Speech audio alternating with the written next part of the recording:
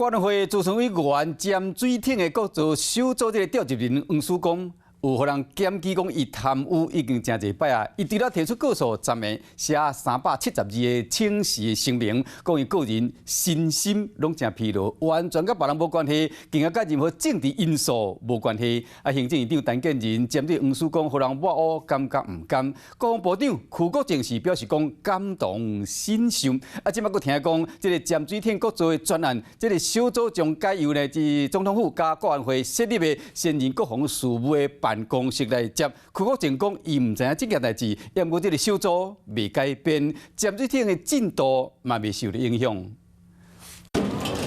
立法院外交和国防委员会今仔日进行占马国造专案报告，是讲国安会资深委员占马国造小组的调集人黄曙光，说已经伫顶礼拜话未清晰。在这努力的过程当中，也受到了一些莫名的抹黑打压，让我们感到相当的不舍。我也是事后才知道，他个人的心理和感受。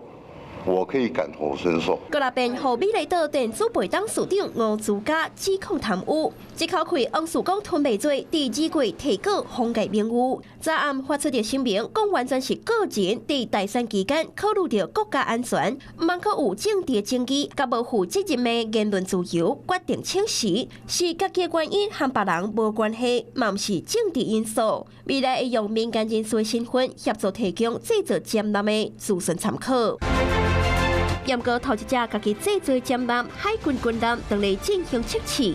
黄曙光伫这个勘站请时，那和国民党的立委马文君，这个是老炮，嘛传出讲是和准总统赖清德意见不同。不了解细节部分，但我不认为如此啊。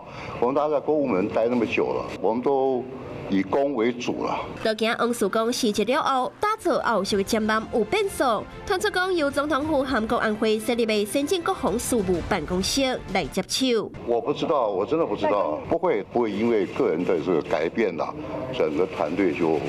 部长会觉得，身为占马国造的灵魂人物黄曙光求要请示，虽然讲蔡总统也被批准，不过这嘛已经和占马国造的未来引起着关注。Hello， 我是雷亚，想要抢了先掌握最及时的新闻资讯吗？赶快订阅、按赞、开启小铃铛，锁定华视新闻 YouTube 频道。